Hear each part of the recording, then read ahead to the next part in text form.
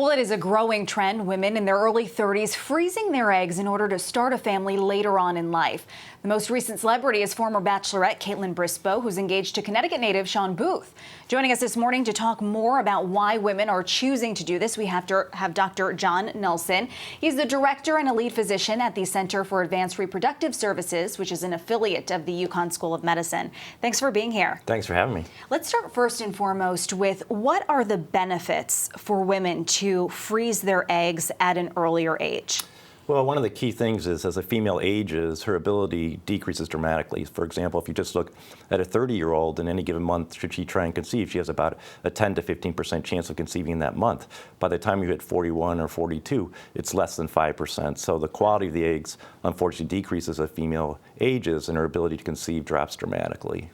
So this is a process that young women are looking to, but it's not necessarily just an easy process. It's very similar to what a couple would undergo if they were using in vitro fertilization. Okay. So the process is exactly the same. The woman takes fertility medications, injectable medications to stimulate her ovaries.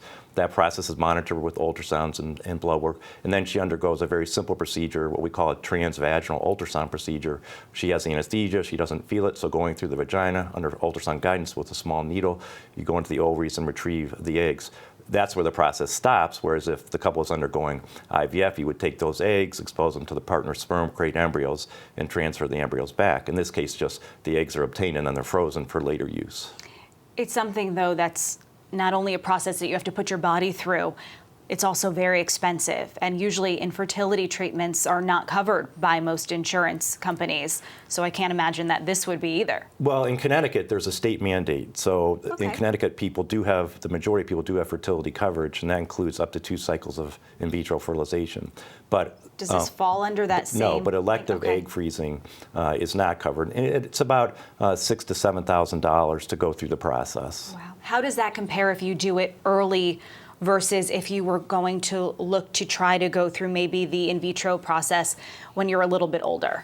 Well, the interesting thing is if you elect to have eggs frozen when you're age 30, and then you come back and use those eggs when you're 42, you take on not only the success rate of a 30-year-old, but you take on the miscarriage rate of a 30-year-old, but even more importantly, you take on the risk of having a child with a birth defect like Down syndrome of a 30-year-old compared to that of a 43-year-old, which is substantially greater. What can be the drawbacks? The procedure itself has very, very minimal complications. So the risk of having something bad happen, some medical complication, is very, very low. I think the interesting thing is that for a lot of women, their hopes is that they'll never have to use those eggs, that they'll be able to find the right person at a younger age and they won't have to use those eggs. But a lot of women, due to career reasons, have very real reasons why they want to postpone having children. So it's a very valuable process for them. What would you tell a patient that's coming to see you and maybe weighing her options?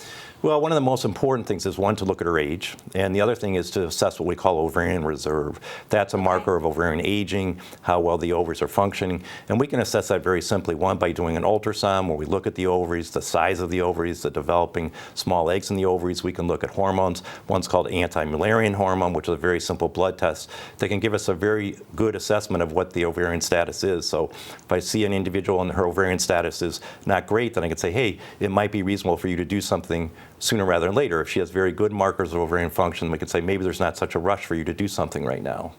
So it really is based on the individual woman. And it's also, I mean, I've just have friends that started to have their children early because they had different, I don't want to say complications, but different things going on with their body that their doctor said, you might want to start this a little bit earlier so that down the line you don't pass the point where you can have children. Is this a similar thing? Absolutely, absolutely, because as you age, your ability to conceive, unfortunately, drops dramatically. All right, and I know we say it's a trend. Is it really a trend, or do you have a lot of women rushing to your office talking about this, or are we just talking about it as a trend because as soon as we hear it, we all start going, wait, what? 30? Right. Well, egg freezing has only been successful probably the past 4 or 5 years. We always were able to freeze embryos for a long period of time, but a new process has become available called vitrification, which is essentially fast freezing, where you can freeze eggs very, very successfully and have very high success rates. And that technology is relatively new, so the interest in having people do it is increasing because of media. People are becoming more aware that this option is available to them.